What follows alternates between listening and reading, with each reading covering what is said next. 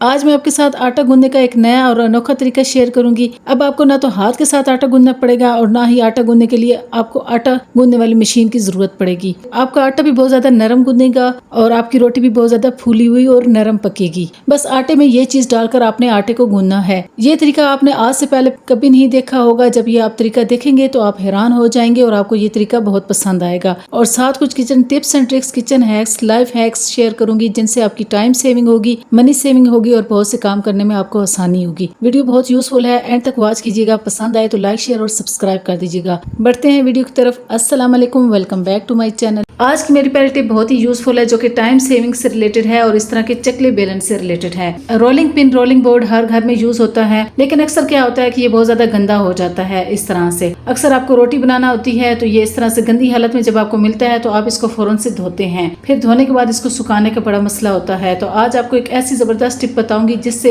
आपको ना इसको धोना पड़ेगा ना ही सुखाना पड़ेगा। आप अर्जेंट इसको बहुत अच्छी तरह से साफ कर सकेंगे। करना आपने क्या है कि आपने एक मसाला डब्बा ले लेना है, उसका आपने ढक्कन उतार लेना है। फिर इस ढक्कन की मदद से आपने इस रोलिंग बोर्ड को इस तरह से साफ कर लेना है। आप जैसे ही इसको रोलिंग बोर्ड पर फेरेंगे तमाम आटा इजिली उतरना स्टार्ट हो जाएगा, जैसे कि भी आप वीडियो में देख रहे हैं। इस तरह से आप रोलिंग पिन का भी आटा उतार सकते हैं। अब आप देख सकते हैं तमाम आटा बहुत अच्छी तरह से और आसानी से उतर चुका है। इसको न धोने की जरूरत पड़ी है, ना इसको ड्राई करने की जरूरत पड़ी है। अब एक साफ और ड्राई कपड़े की मदद से इस रोलिंग पिन और रोलिंग बोर्ड को अच्छी तरह से साफ कर लीजिए। अब आप देख सकते हैं ये कितनी अच्छी तरह से साफ हो चुका है, बगैर धोए और बगैर छुरी और तार की मदद से खुरचे। अब जब भी आपको अर्जेंट रोलिंग बोर्ड धोने की जरूरत पड़े तो इस कैप की मदद से इसको साफ कर लिया करें, इससे स्क्रैचेस भी नहीं पड़ते। जबकि चकले बेलन को बार बार धोने से ये अक्सर खराब हो जाता है और इसकी लकड़ी फूल जाती है। इस तरीके से ये खराब नहीं होगा। उम्मीद करती हूँ ये यूजफुल टिप आपको पसंद आई होगी। पसंद आई है तो वीडियो को लाइक जरूर कर दीजिएगा। चैनल पर फर्स्ट टाइम आए हैं तो सब्सक्राइब भी कर लीजिएगा ताकि ऐसी मजीद मालूमाती वीडियोस आपको बर वक्त मिल सके। नेक्स्ट टिप भी मेरी बहुत ही यूजफुल है, जो कि इस तरह की दवाई के खाली पत्ते से रिलेटेड है। आपने एक दवाई का खाली पत्ता ले लेना है, इसको आपने इस तरह से कट कर लेना है, एक लंबी सी स्ट्रिप बना लेनी है, फिर आपने इसको दरमियान से थोड़ा सा कट कर लेना है। अब मैं आपको बताऊंगी इसको आपने कहाँ यूज करना है। जैसा कि आप सब जानते हैं कि काफी लोगों की नजर बहुत ज्यादा कमजोर होती है, क्या बच्चे, क्या बड़े, क्या बूढ़े, क्या जवान। अक्सर छोटी सुई में उनको धागा डालने में बहुत ज्यादा परेशानी का सामना करना पड़ता है। छोटी से छोटी सुई में धागा डालने के लिए अक्सर बाजार से टूल्स मिलते हैं जिससे आप छोटी से छोटी सुई में इजिली धागा डाल सकते हैं, लेकिन अक्सर वो आपके पास नहीं होते। तो इस तरह से अगर आपके पास कोई टूल ना हो जिससे आप सुई में आसानी से धागा डाल सके तो आप इस तरह से एक फ्री ऑफ कॉस्ट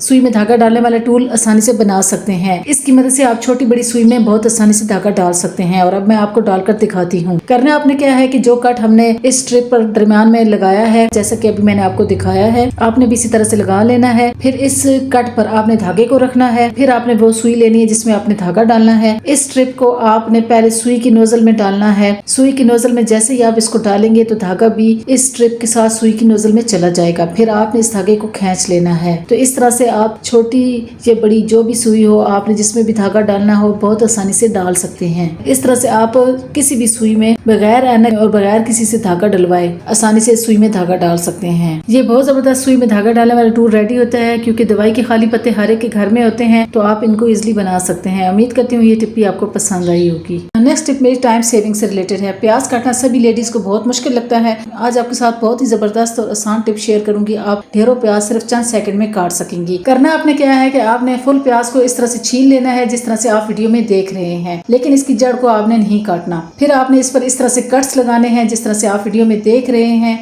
इस तरह से कट्स लगाने के बाद आपने एक बार हाथ में इसको पकड़ना है और इस तरह से छुरी की मदद से आपने कटिंग बोर्ड पर रखकर छोटा छोटा इस तरह से काट लेना है। यहाँ पर आप चाहें तो जितना बारीक काटना चाहें काट सकते हैं। आपको बहुत ज्यादा आसानी होगी इसको बारीक काटने में। और ये प्याज इतना बारीक कटेगा, ऐसे लगेगा जैसे आपने इसको किसी चॉपर में काटा हो। तो इस तरीके से आप प्याज को चंद मिनट में नहीं, सिर्फ चंद सेकंड में काट सकते हैं। और प्याज भी इतने अच्छे बारीक कटते हैं। अगर आप इस टिप को फॉलो करेंगे तो आपको प्याज काटने में बहुत आसानी होगी। उम्मीद करती हूँ ये टिप आपको अच्छी लगी होगी। अच्छी लगी है तो वीडियो को लाइक जरूर कर दीजिएगा। नेक्स्ट टिप मेरी करेला काटने से रिलेटेड है। करेला काटने में भी बहुत ज्यादा टाइम लगता है। आज आपको एक बहुत जबरदस्त टाइम सेविंग टिप बताऊंगी। जब भी आपने करेले को काटना है तो आपने इसको टॉप और एंड से इस तरह से काट लेना है। फिर आपने सेंटर में इसको कट लगाना है। फिर आपने एक चम्मच लेना है और इसके एंड वाले पार्ट को करेले के सेंटर में रखकर इस तरह से घुमाना है। तो इस तरह से एक ही बार में तमाम बीज निकल आएंगे, जैसे कि अभी आप वीडियो में देख रहे हैं। करेला बहुत अच्छी तरह से साफ हो जाता है। इस तरह से आपको छुरी की मदद से करेलों के बीजों को नहीं निकालना पड़ता, क्योंकि छुरी की वजह से जब आप बीजों को निकालते हैं तो छुरी अक्सर आपके हाथों पर लग जाती है, क्योंकि करेले के बीज अक्सर काफी हार्ड होते हैं और इनको निकालने में काफी टाइम भी लगता है और काफी जोर भी लगता है। इस तरह से अगर आप बीजों को निकालेंगे ना तो टाइम लगेगा और ना ही मेहनत लगेगी और करेले भी बहुत अच्छी तरह से साफ हो जाते हैं। जबकि करेले को अगर इस तरह से छुरी से काटेंगे तो करेले अच्छी तरह से साफ भी नहीं होते और टाइम भी काफी लगता है,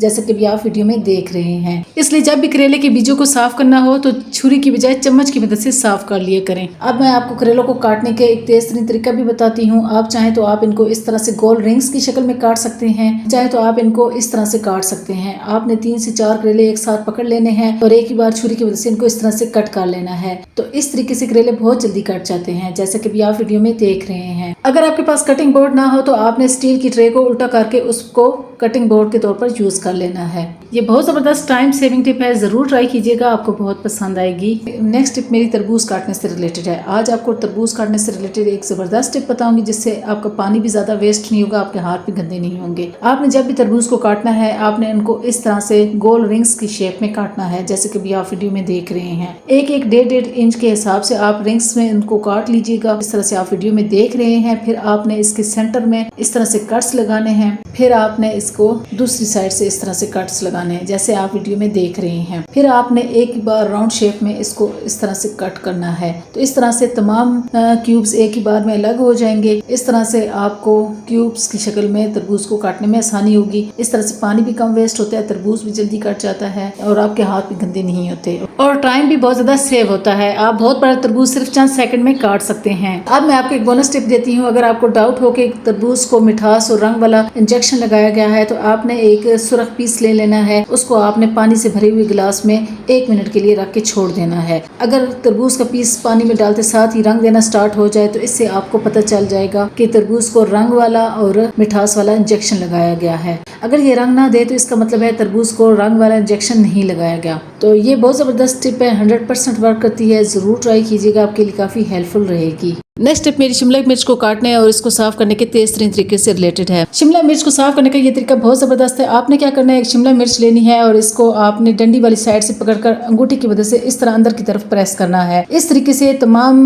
बीज अंदर की तरफ चले जाएंगे। इस तरीके से तमाम बीज एक ही मरतबा शिमला मिर्च से निकल आते हैं, जैसे कि भी आप देख रहे हैं। इस तरीके से शिमला मिर्च बहुत अच्छी तरह से साफ हो जाती है, कोई बीजों का मैस क्रिएट इधर उधर नहीं होता। दूसरा तरीका भी शिमला मिर्चों को काटने का बहुत ही इंटरेस्टिंग है, ना तो मैस क्रिएट होता है और एक ही बार में तमाम बीज निकल आते हैं। तो आपने देखना है शिमला मिर्च पर अगर 3 लाइंस बनी है तो आपने 3 कट्स लगाने हैं, अगर 4 लाइंस बनी हुई है तो आपने 4 कट्स लगाने हैं। यहाँ पर मेरी शिमला मिर्च पर 4 लाइंस थी तो मैंने शिमला मिर्च पर 4 कट्स लगाए हैं। जैसे ही आपने कट्स लगाने हैं फिर इन कट्स को आपने हाथ की मदद से अलग करना है, तो इस तरह से शिमला मिर्च के तमाम बीज एक ही बार में अलग हो जाते हैं, जैसा कि भी आप देख रहे हैं। ये बहुत जबरदस्त तरीका है। कटिंग करने के लिए इनका व्हाइट पार्ट अलग कर लेना है आपने इस तरह से। फिर आपने एक साथ 3 से 4 शिमला मिर्च पकड़ लेनी है और एक ही बार इनको कट लगाना है। इस तरह से एक ही बार में तमाम शिमला मिर्चें कट जाती हैं। इस तरह से आप जूलियन कटिंग भी कर सकते हैं और क्यूब्स में भी कट कर सकते हैं। इस तरीके से बहुत कम टाइम में आप ढेर सारी शिमला मिर्च आसानी से काट सकते हैं। ये बहुत जबरदस्त टिप है, इसको जरूर फॉलो कीजिएगा, आपको बहुत पसंद आएगी।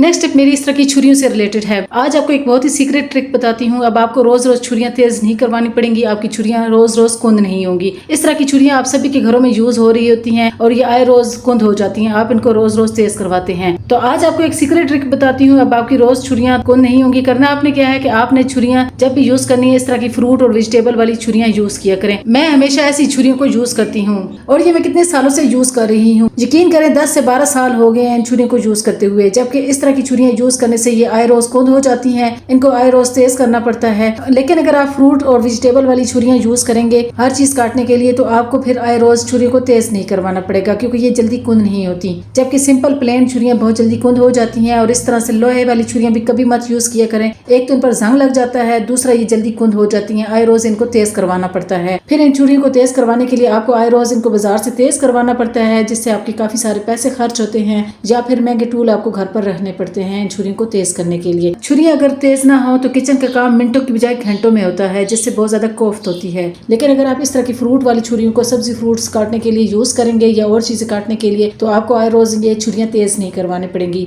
अच्छी क्वालिटी की स्टील वाली छुरियां छुरियाँ यूज़ करें। हाँ, गोश्त काटने के लिए आप बड़ी स्टील की छुरियाँ यूज़ कर सकते हैं। उम्मीद करती हूँ ये यूज़फुल टिप्स आपको पसंद आई होंगी, ज़रूर ट्राई कीजिएगा। नेक्स्ट टिप मेरी इस तरह के ट्रांसपेरेंट पैकेट से रिलेटेड है, जो कि बहुत ही यूज़फुल है और ये टिप आपको बहुत पसंद आएगी। इससे आपकी काफ़ी सारी मनी सेविंग होगी। इस तरह के छोटे बड़े पैकेट्स हम सभी के घरों में मुख्तलिफ चीज़ों के साथ आ रहे होते हैं। आप इनको इस तरह से इस्तेमाल कर सकते हैं। करना आपने क्या है कि इन पैकेट्स को आपने अच्छी तरह से धो के ड्राई कर लेना है या ड्राई कपड़े से अच्छी तरह से साफ कर लेना है। इस तरह से जैसे कि आप सब जानते हैं कि सभी लेडीज किचन में मोबाइल को अक्सर यूज कर रही होती हैं, किसी की कॉल रिसीव करने के लिए, किसी को कॉल करने के लिए या मुख्तलिफ रेसिपीज या प्रोग्राम मोबाइल पर देखने के लिए। तो उनके हाथ अक्सर चिकने होते हैं, तो वो चिकने हाथ इन मोबाइल्स पर लगा रही होती हैं या किचन में रखकर कोई रेसिपी देख रही होती हैं और मुख्तलिफ खानों का धुआं इनके स्पीकर्स में फिर जा रहा होता है चिकनाई की सूरत में, जिससे इनके स्पीकर्स फिर खराब हो जाते हैं। अगर आप इन ट्रांसपेरेंट पैकेट्स को इस तरह से यूज करेंगे, इनमें आप अपने छोटे बड़े मोबाइल इस तरह से रख कर इन पर टेप लगाकर यूज करेंगे, तो इस तरह से आपके चिकने और गंदे हाथ मोबाइल को नहीं लगेंगे। इसी तरह मुख्तलिफ खानों के धुएं जो चिकनाई की सूरत में खाना बनाते वक्त उड़ रहे होते हैं,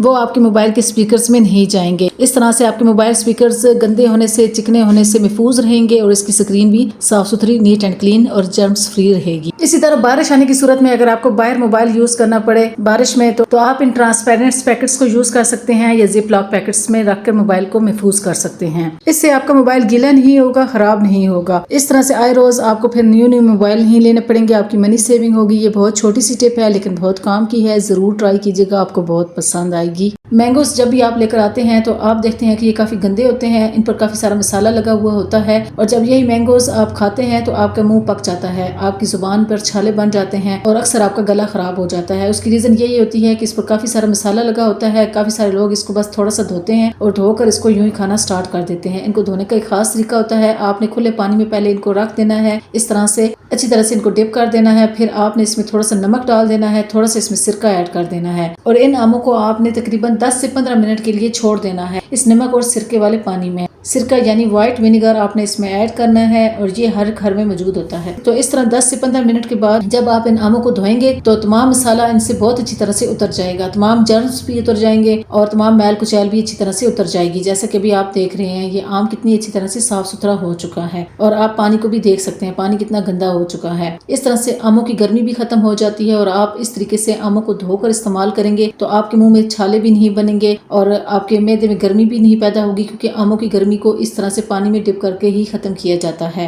अब आप देख सकते हैं आम बहुत अच्छी तरह से नीट एंड क्लीन और शाइनी हो चुके हैं। अब आप इनको खा सकते हैं, आप कभी बीमार नहीं होंगे अगर आप इस तरीके से आमों को धोकर इस्तेमाल करेंगे। नेक्स्ट टिप मेरी आटा गूंदने से रिलेटेड है। आज मैं आपके साथ एक नहायत आसान और ज़बरदस्त टिप शेयर करूंगी जिससे आपको आटा गूंदने में बहुत आसानी होगी। आप बगैर हाथ लगाए, बगैर आटा गूंदने वाली मशीन के आसानी के साथ आटे को गूंद सकेंगे। इससे आपका आटा भी बहुत ज़्यादा सॉफ्ट गूंदेगा और आपकी रोटी बहुत ज़्यादा सॉफ्ट बनेगी, रोटी भी फूली हुई बनेगी। और आटा गूंदने का ये तरीका आपने पहले कभी नहीं देखा होगा। आटा गूंदने से रिलेटेड कुछ ज़बरदस्त टिप्स बताऊंगी जो बिगिनर्स के लिए और आप सबके लिए काफ़ी हेल्पफुल रहेंगी। आपने जब भी आटा जिस बर्तन में भी गूंदना है उस बर्तन के नीचे आपने कोई कपड़ा रख देना है। इसके बाद आपने परात को या उस बर्तन को रखना है जिसमें आपने आटा को गूंदना है। इस तरीके से आपका आटा बार बार हिलेगा नहीं और इस तरह से आपको आटा गूंदने में बहुत ज़्यादा आसानी होगी। आटा गूंदते वक्त आपने नमक थोड़ा सा डाल देना है। इस तरीके से नमक बहुत अच्छी तरह से आटे में मिक्स होता है। जो ब्लड प्रेशर के मरीज हैं वो नमक को स्किप कर दें और आटे में आपने हमेशा ऑयल थोड़ा सा डाल के ही गूंदना है। इस तरीके से आटा आपका खमीरा जल्दी नहीं होता और आटा बहुत ज़्यादा सॉफ्ट गूंदता है, रोटी इससे बहुत ज़्यादा सॉफ्ट बनती है। आटे को बगैर हाथ लगाए आप किस तरह से गूंद सकते हैं। जिन खवातीन के हाथों में पेन होता है, नकल्स में पेन होता है या कुछ आपके हाथों पर कुछ ऐसी बीमारी है जिसकी वजह से आप आटा नहीं गूंद सकती, तो आप ग्लव्स पहनकर गूंद रही होती हैं, तो आज आप बगैर ग्लव्स के बगैर हाथ लगाए आटे को आसानी से गूंद सकेंगी। अगर आपके हाथों पर कट्स लगे हैं तो भी आपके लिए ये टिप बहुत ज़्यादा बेस्ट है। तो करना आपने क्या है कि एक बड़ा चमचा ले लीजिए जो हांडी के लिए आप अक्सर यूज़ करते हैं। इससे आटा गूंदने में आपको बहुत ज़्यादा आसानी होगी। फिर आपने ठंडा पानी लेना है, नॉर्मल ठंडा पानी लेना है, बहुत ज़्यादा बर्फ़ वाला पानी नहीं लेना। गर्मियों में अगर आप बहुत ज़्यादा बर्फ़ वाला पानी लेंगे उससे आटा गूंदेंगे तो इससे आपका आटा जल्दी ख़राब हो जाएगा, क्योंकि पहले तो आटा बहुत ज़्यादा हार्ड हो जाता है, बहुत ज़्यादा ठंडा हो जाता है, लेकिन जैसे ही रूम टेम्परेचर पर वो आटा आता है तो एकदम से वो लूज हो जाता है और फिर उससे रोटी बनाना भी मुश्किल हो जाती है और फिर वो जल्दी खमीरा भी हो जाता है क्योंकि आटा बहुत ज्यादा ढीला हो जाता है। तो इसलिए हमेशा गर्मियों में बहुत ज्यादा बर्फ डालकर और बहुत ज्यादा ठंडे पानी के साथ आपने आटा नहीं गूंदना, नॉर्मल ठंडे पानी से आपने आटे को हमेशा गूंदना है। इस तरीके से आटा बैलेंस रहता है, न ज्यादा लूज होता है न ज्यादा हार्ड होता है और आपको रोटी बनाने में इस तरह आसानी होती है। इस चमचे की मदद से आपने आटे को उलट पुलट करते जाना है और गूंदते जाना है जिस तरह से आप वीडियो में देख रहे हैं। आपने हाथ से मुक्कियाँ देने की बजाय इस चम्मच की मदद से आपने मुक्कियाँ देनी है, इसको इकट्ठा करना है और आपने हमेशा खुले बर्तन में पानी डालकर आटे में एक बार से नहीं डालना। इस तरह से आटा बहुत ज़्यादा ढीला हो जाता है, बच्चियों को अंदाज़ा नहीं होता, वो एकदम से ज़्यादा पानी डाल देती हैं। अगर आप बिगिनर्स हैं तो आप गिलास की मदद से थोड़ा थोड़ा पानी आटे में ऐड कीजिए या आप बोतल में डालकर पानी थोड़ा थोड़ा आटे में ऐड कीजिए और इस आटे को आप इकट्ठा करते जाएं चमचे की मदद से, जैसे कि आप वीडियो में देख रहे हैं। आटे को जब आप इकट्ठा कर लें तो फिर आप इस आटे को कुछ मिनट के लिए रेस्ट के लिए रख दीजिए। 10 से 15 मिनट के लिए आप इसको रेस्ट दे दीजिए, इसको ढाँप के रख दीजिए पानी लगाकर। इस तरीके से आपका आटा बहुत ज़्यादा सॉफ्ट हो जाता है।